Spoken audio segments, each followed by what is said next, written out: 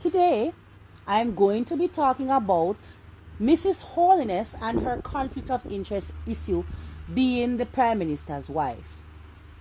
What I'm about to say has nothing to do with party alignment. This has nothing to do with whether you're JLP or PNP. This is just plain common sense. Now, I saw that Mr. Golden spoke of the big conflict of interest in her role as Speaker of the House. Then I saw Mr. Holness himself come in to the House of Parliament with his mother and bigging up Mrs. Juliet Holness. Now, Jamaica, me no business want to feel like, but I can tell you guys straight up. When you are going to give praises to your wife, you do that at an anniversary party. When you are going to make special speeches about your wife that do not include the matters or the concerns or the issues that affect Jamaica, you wait for a Mr. and Mrs. Holness event to do that. Do not use the Jamaica House of Parliament to wash no dirty laundry. Now, Mr. Andrew Holness, I hope that you hear clear, and every person who is going to watch this video, please share it. Please share this video. Now, what Mr. Holness needs to be doing is to stop defending his wife's position. Yes, we know Juliet work hard. Yes, we know Juliet is very educated. Yes, as a woman, I admit that she's very educated. This is not about her education. This is not about her role as a woman in management or in a place of power. So, stop run with that narrative because Jamaica is seeing it clear. You are also saying that Mr. Mark Golding is telling a lie. But we know that in claiming that Mr. Mark Golding is saying a lie, like Juliet is not your wife, how can that be a lie? Is that a lie?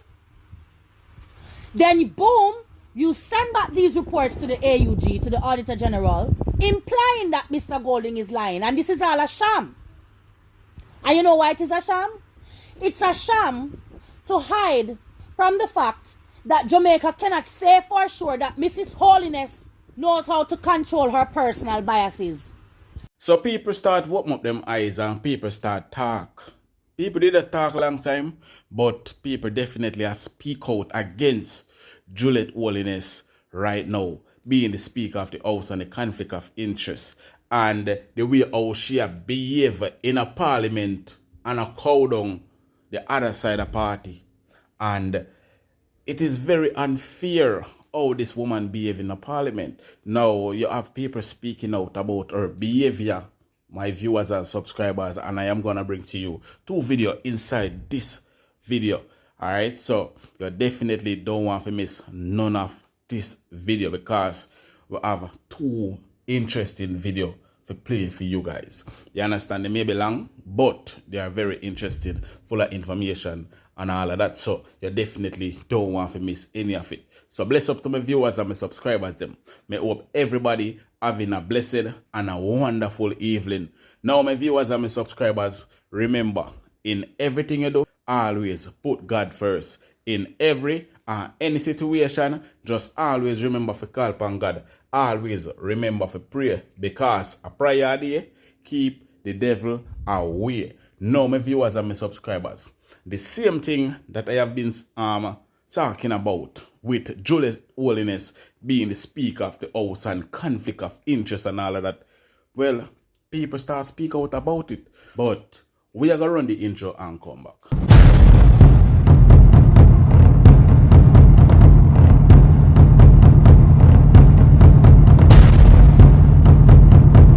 So welcome back to my viewers and my subscribers them. Big up to all of my viewers, big up to all of my subscribers them. We continually support the channel and help the channel to grow. Now, remember to leave a like on this video. Remember to give it a thumbs up. Also, if you're a new viewers first time on my channel, then please subscribe to my channel and turn on the post notification bell. So whenever we drop new content, you will be first to be notified. Alright, so viewers and subscribers, the video that you see in the start of this video is a woman speaking out against Juliet Holness being the Speaker of the House. Now, Jamaican people need to wake up and start speak out against it as well, because, listen, owner of the power to make sure remove as a Speaker of House. We're supposed to get a Speaker of the House that will not be biased. And that is what we need right now. Someone that will not be biased in the House of Parliament. You understand me? I say bias on one side. Remember Juliet Holness and Andrew Holness are husband and wife. So there is no way Juliet Holness are going to make things look bad on Andrew Holness side. And another thing is the report them when they come out and we can't hear about them all now. So this woman is going to speak out against Juliet Holness. And then when we come back, we are going to play a video with Peter Bunting. Alright? So we soon come. The place where we speak the truth and only the truth, and we don't care whose feelings are hurt. Today, I'm going to be talking about Mrs. Holness and her conflict of interest issue being the Prime Minister's wife. What I'm about to say has nothing to do with party alignment. This has nothing to do with whether you're JLP or PNP. This is just plain common sense. Now, I saw that Mr. Golden spoke of the big conflict of interest in her role as Speaker of the House. Then I saw Mr. Holness himself come in to the House of Parliament with his mother and bigging up Mrs. Juliet Holness. Now, Jamaica, me no business want to feel like, but I can tell you guys straight up. When you are going to give praises to your wife, you do that at an anniversary party.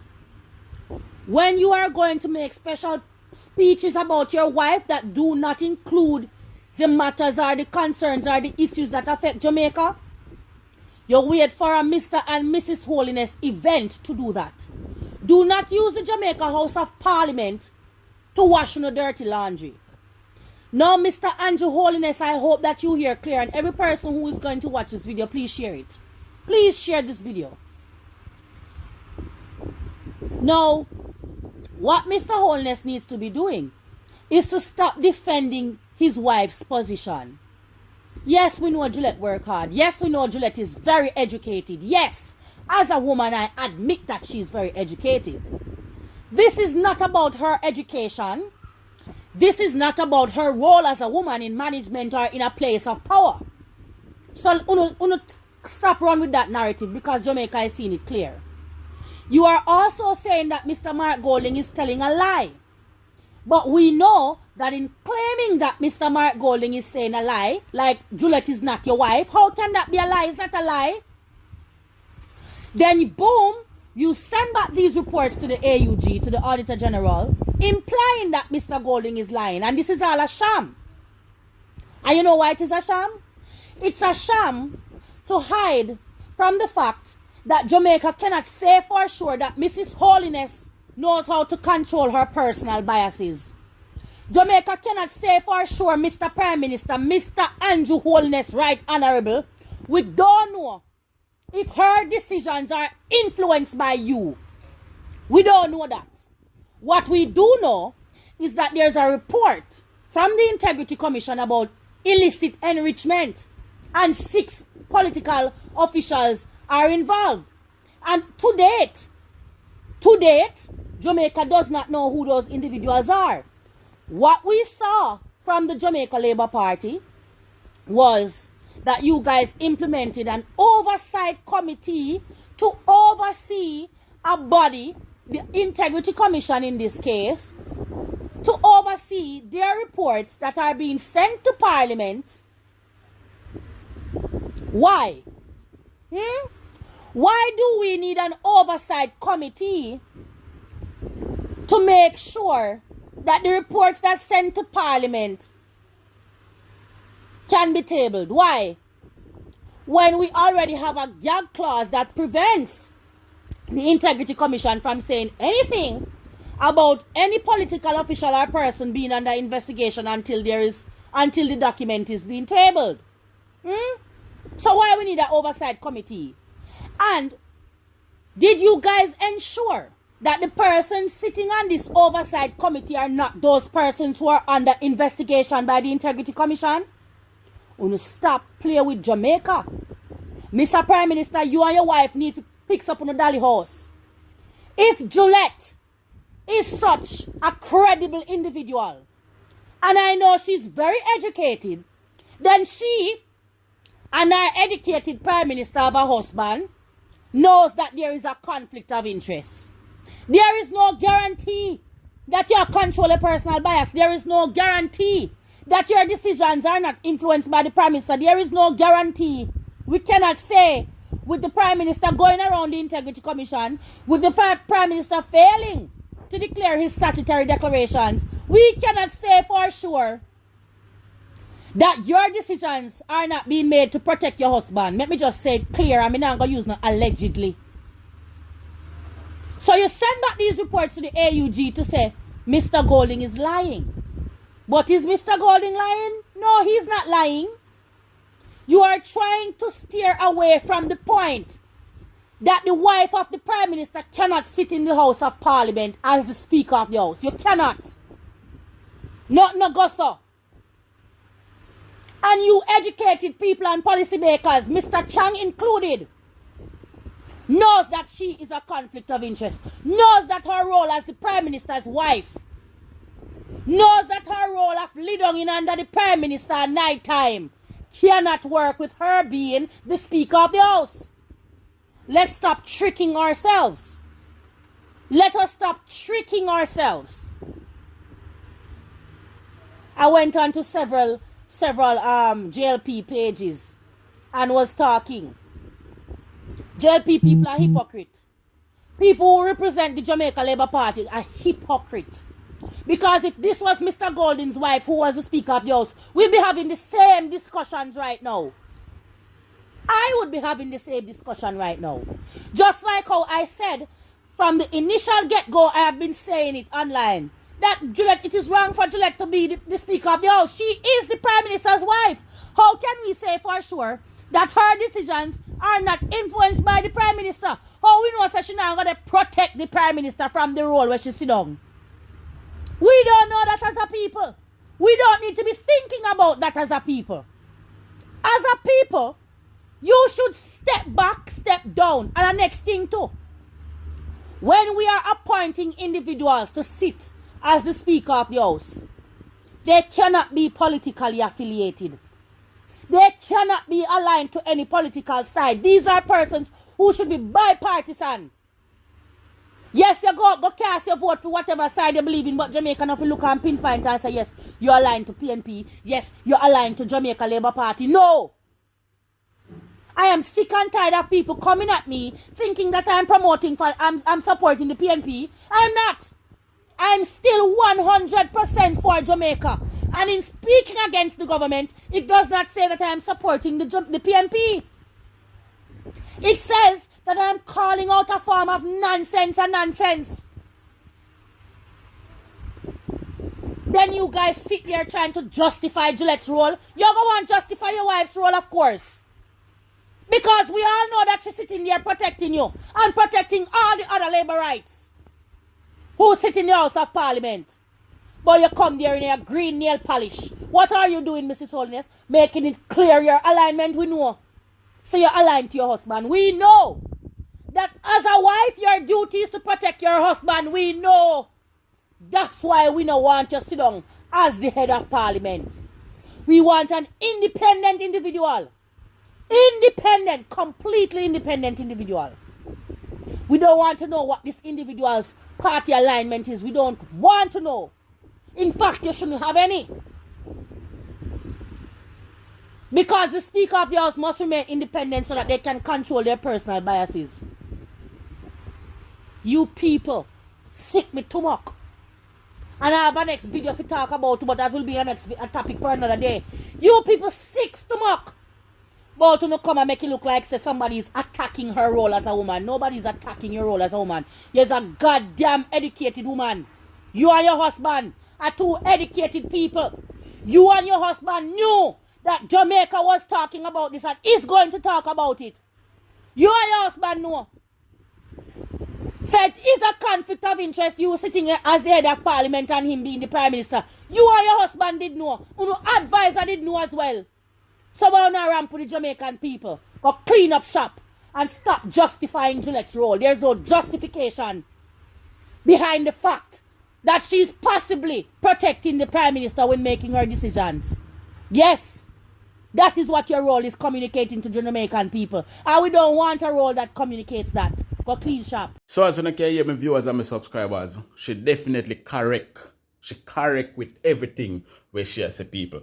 And me know say enough people are say, oh, she a PNP and that's why she speak like that. That's how them do with everybody will speak out against the corruption we are going at the House of Parliament. Until you speak out about corruption, you're always PNP and them always are trying to rush you and call you down as well. Now, I am going to play this video from Peter Bunting. People, I played a piece of this video already. Now I'm going to play a piece more for you. Well, maybe the full video now. So you definitely want to watch this video until the end, people. You don't need to miss an inch of it because it is very, very interesting. All right? So check out this video. Remember to leave a like on this video and subscribe as well. The government used its large majority to rob the House of a quorum and tried to rob the leader of the opposition of an opportunity to complete his presentation. We know that in reality that backfired.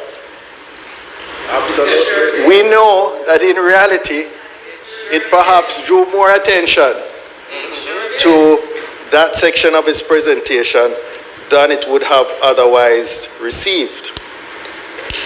However, I believe that the Hansard, the official record of parliamentary proceedings, should include that section of his presentation, as if I were to quote the Most Honorable Michael Manley, he would say that scholars yet unborn should have the opportunity to make their own assessment and to draw their own conclusions of the performance of this generation's leaders and parliamentarians.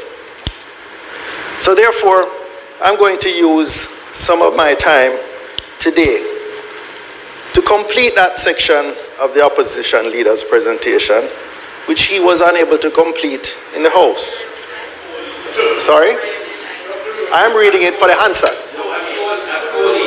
When you are making your contribution, you decide how to use your time.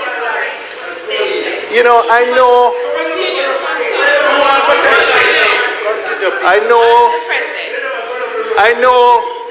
that the truth hurts. I know that the truth hurts and you don't want to hear it. But the truth may be an offense, but it's not a sin. So I'm going to pick up at the start of that section. It was titled Good Government in National Life. Change at a national level must focus on good governance. In this modern era of pervasive information sharing and communication, good governance is increasingly essential to maintain the people's trust and confidence in our democracy. Citizens are demanding that their leaders uphold the highest standards of accountability, transparency, and trustworthiness. All the measures that have been outlined for implementation will only be possible if we change the approach to governance that now exists. I leave you with, and I'm quoting from the opposition leader's presentation, I leave you with the ways, means, quality, and spirit of the change in governance that we commit to. Good governance isn't merely a set of ideals. It is the foundation upon which an equitable and just society is built. We are in an increasingly low-trust environment. We are in an increasingly low-trust environment. Since this JLP government came to office in 2016, no less than 8 ministers have been forced to resign or have otherwise been... Senator Bunting. Yes? No, Senator Bunting. Yes? We are here debating what is entitled the bill, Consolidated Fund to the Service of the Year ending on the 31st of March 2025. And Senator Bunting, what I've asked you to do, and I'm asking all senators on both sides today, that we're going to contain our speeches to what is relevant to what is before us. So Relevant to what? Relevant? No, you notice that, Senator Bunting, I did not interfere when you started, with your broad commentary. But then you are going into an era that I'm saying that you are now transgressing Mr. President, into an era that is not relevant. So Senator Bunting and members on both sides, stick to the relevance of what is before us.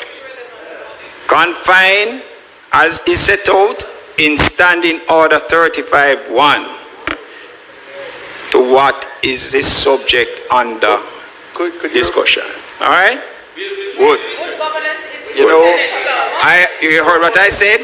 He spoke about. All right, Senator Fraser Binns, you are sitting and you can't speak to me whilst you sit. All right? Senator Bunting.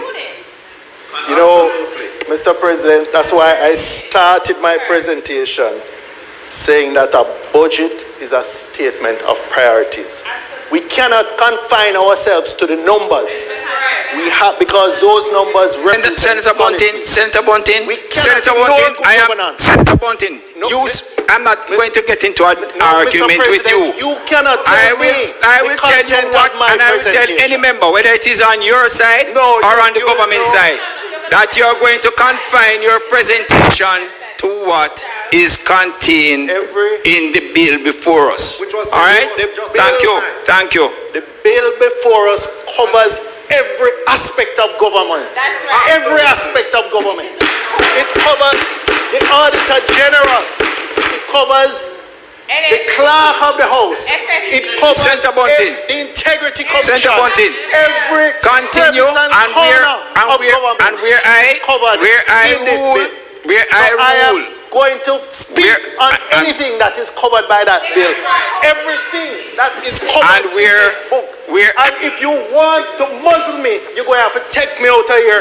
You can shut off the thing, but you can walk out and remove that quorum. Do whatever you want. Senator Bunting, this is my contribution.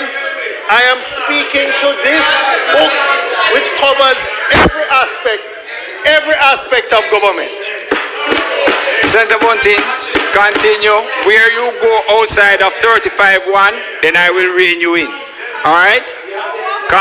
Contain your presentation to what is before us. Thank you. I decided. Mr. President, the move in 2020 to take away the chairmanship of most parliamentary committees from the opposition has weakened that mechanism of holding the government to account for this budget. The maneuvers to delay the tabling of reports from the Auditor General and the Integrity Commission remains a contentious matter. We had a development on that just yesterday. And really, all of those reports concern how the executive is spending this budget. Every dollar in this big yellow book. So don't tell me that it is not relevant. Don't tell me that. I determine what is relevant, Senator. No, you don't. I determine. No, you don't. Very well. No, you don't. You can come and try with that bullying tactic. Let us see. Let us see, Senator Bunting. You don't determine Senator Bunting, my contribution. I decide no, sir. what is relevant. I determine what is relevant. No, you don't. Okay. No, you don't. Well, when I make the ruling, you will see. You can try and use that to muzzle You can try and use that to muzzle me, but you're not preventing me from speaking. I don't think he learned from the folly and the fallacious statement that he made in St. James. The maneuvers to delay the tabling of reports from the Auditor General and the Integrity Commission remain a contentious matter, especially since the legal opinion on which the delay is purportedly based has been withheld from parliamentarians and the wider public.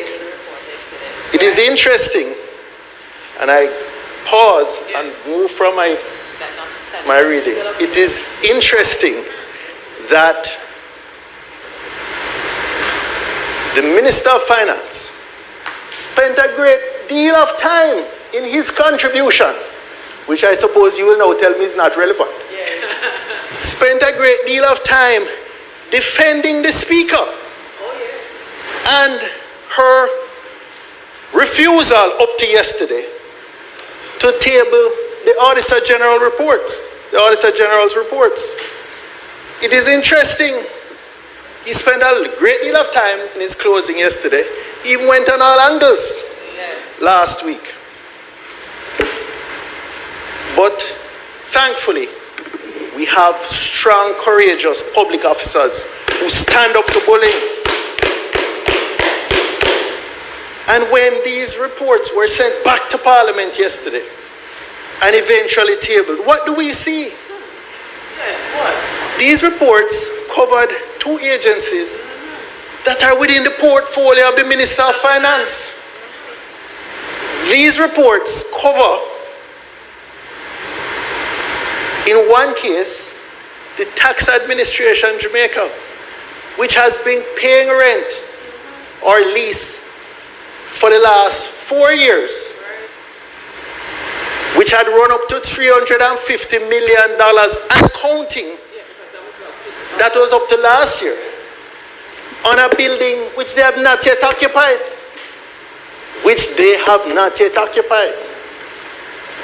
They also mentioned another one. This was in Greenville, in Manchester. They also mentioned another one in St. Mary in Anota Bay, where the MP, didn't say an MP, a former MP, it said the MP, similarly, in a company, through a company associated with him, is the landlord. And similarly, millions of dollars spent on a building which was not occupied.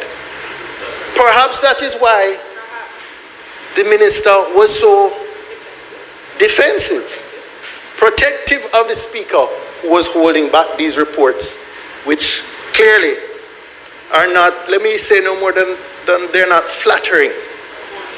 They're not flattering to the leadership.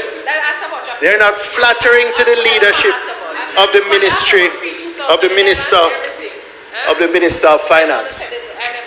It reminds us, quite frankly, of another report which was sent directly to him this time and which was never read but put in a cabinet.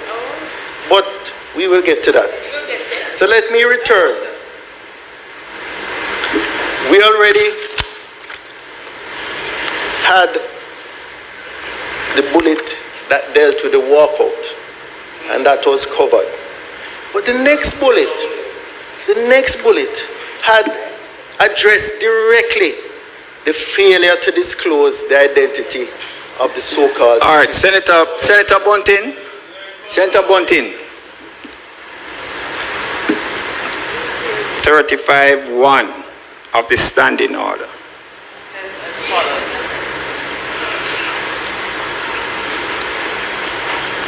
That you will confine your presentation to what is relevant to the motion that is before us, bill or amendment, and confine your observations to the subject under discussion. That's 35-1. So we're talking about relevance. I can take you further into standing order 35. 35-2. Because where you are going to go is not an area that I'm going to facilitate, because what you are going to be doing, sir, what you are doing is that you standing in the Senate is going to want to cast aspersions. What? Yes, sir. In relation to persons who are members of either chamber. Nonsense. Under 35.5. Right? So, Senator Bunting, you're not going to go down there this morning with me. All right? So what Very are you well. going to do? Because you will see, sir. What You will see. So I'm asking you to be relevant to the bill that is before you. All right. Mr. President, you know, it is those of us who have been in the House, we spend much more time on this same appropriations bill. We'll know that in Standing Finance Committee, any member can ask any question of the government, because every part of the government, every ministry, department and agency is covered in this book. And every commission of Parliament is covered in this book. And I want to speak now to the Integrity Commission, which is a commission of this Parliament and whose budget is included in this book. Yes. Right? That Integrity Commission has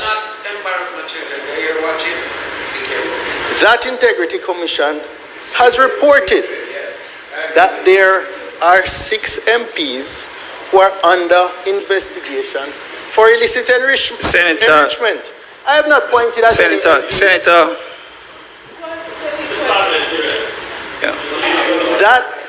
Senator Bunting. In relation to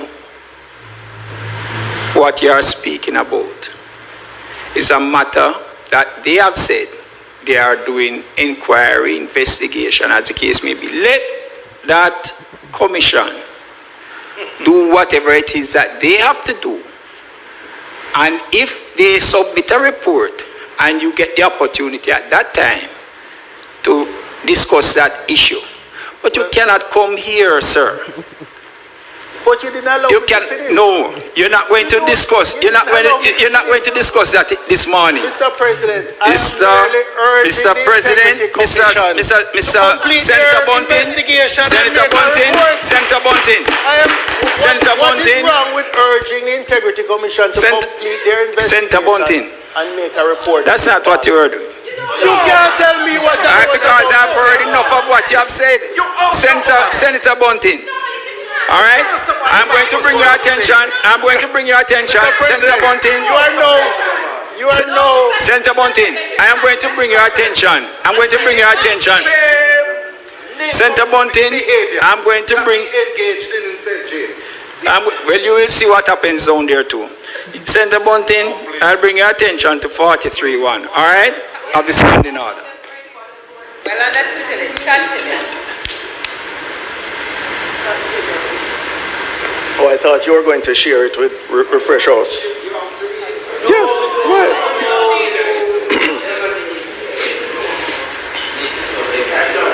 Mr. President, continuing on Integrity Commission. Read it. The Prime Minister's statutory declarations of assets, liabilities, and income have not been certified and published by that Integrity Commission for successive years. We are asking that the Integrity Commission make a report, a full report to Parliament on that issue, so that this taint on the integrity of the government be addressed transparently.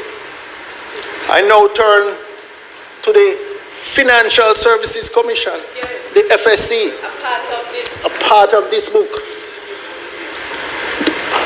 We know that many innocent investors including Jamaica's iconic global track superstar, the Honorable Usain Bolt, were carried down in the scandalous SSL fiasco. And in August last year, the FID said that more persons were to be charged, and it was imminent. Since then, we have received, or the FID has received, a forensic audit report of SSL from Kroll, international firm that does these types of investigations. It cost taxpayers many millions and was delivered to the government months ago. We are calling that in the interest of transparency and good governance, that this report be released to the public. Jamaica will not accept a cover-up of this shameful debacle, which has tainted our country's reputation. And I remind this Senate that a report went to the minister from 2017. 2017.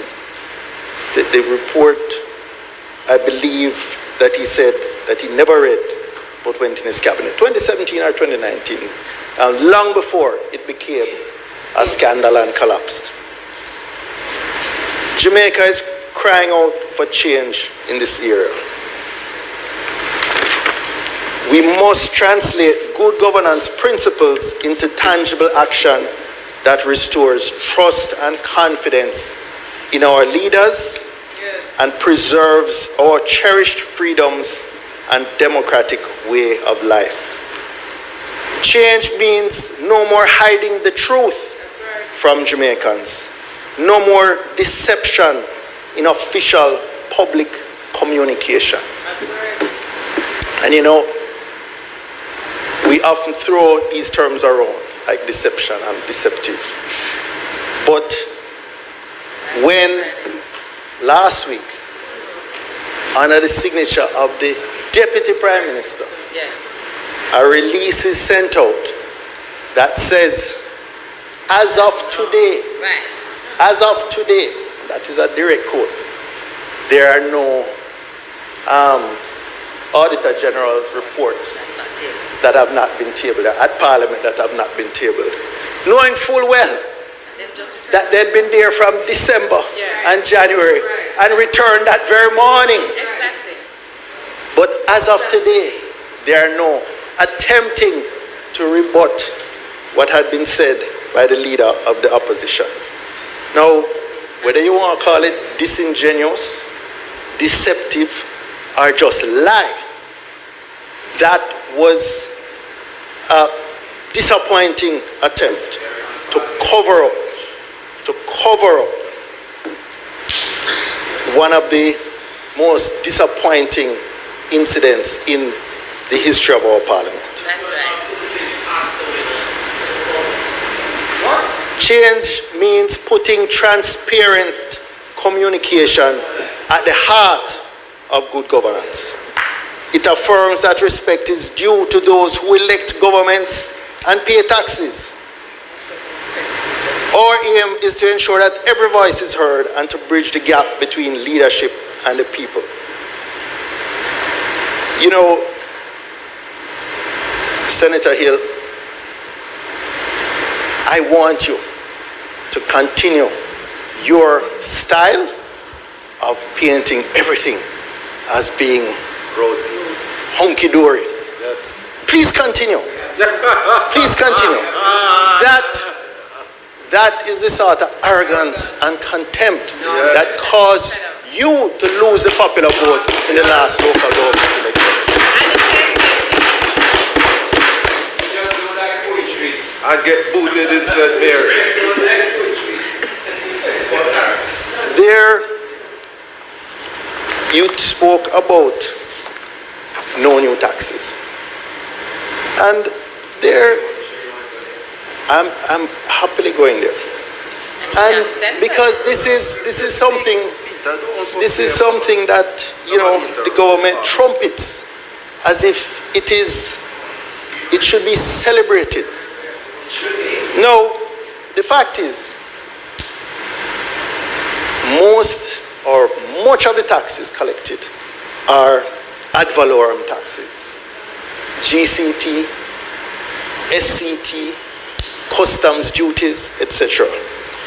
You don't have to move the rate of tax to collect more tax. So you can have no new taxes, but much more taxes. And now, Senator Crawford, do you think the single mother with 3 children, do you think the single mother with 3 children, when she goes to the shop to buy food for the week, do you think the fact that she cannot afford it because it has no new taxes, but in actual fact it has more taxes based on the ad valorem bit, do you think that makes a difference to her? That makes no difference to her. That makes no difference to her. The fact is, she has to find more money to cover the same amount of items for her children. She has to find more money for food, for transportation, for utilities. Yes. That is why the popular vote rejected the JLP government in the last local government election. And the fact is, the Minister of Finance said, oh, but the leader of the opposition had a table and he left out some years out of the table. Well, it's his presentation. He decides what he wants to use to support his arguments. You use whatever you want to use to support your argument. But the fact is, every one of these numbers came from the fiscal policy paper published by your government. Every single one. And I'm not guessing here. I went and I checked. I got the fiscal policy papers for every single year from 2016-17 coming right back through to the current one. All the figures for tax collected, for increases over the prior year, for the GDP and tax, the tax calculation as a percent of GDP, every single one of those figures comes from a fiscal policy paper published by your administration. So here are the facts coming from your fiscal policy paper. In 2015-16, the final year of the last PNP administration, the tax collected was 411.8 billion. At the time, that represented 24% of GDP. 411. In this year, 24-25, it is projected that 924.3 billion will be collected in taxes. More than double, right? Much more than double. But if we now put that as a percentage of the GDP, because obviously the nominal GDP is growing, size of the economy, etc. But this puts it back on a proportionate basis. 28% of GDP is now being collected in taxes. This is from 24 to an increase of 28. That is as a percent of GDP. So we're taking more of the GDP in taxes, but they say it's no increase. Speaker's time has expired.